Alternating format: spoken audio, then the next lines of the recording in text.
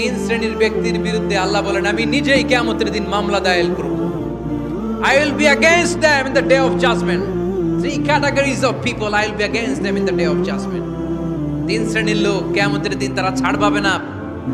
আল্লাহ বলেন আমি নিজেই তাদের বিরুদ্ধে মামলা দায়ের করব। এর মধ্যে এক শ্রেণীর লোক হচ্ছে রাজুলুন ইস্তাআজারা জিরান ফাস্তাউফা মিনহু ওয়া লাম ইউতি আজরা। একজন শ্রমিক ভাড়া করে তার কাছ থেকে কাজ নিয়েছে কিন্তু তার পারিশ্রমিক আদায় করে নাই। এরকম আছে না নাই?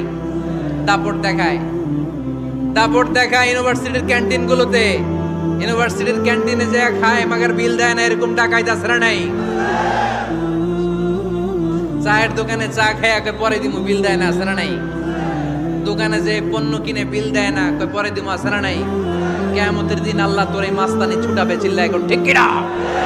আনা খাসমুহুম, আমি নিজেই তাদের বিরুদ্ধে মামলা দায়ের করব। কথাটা কার?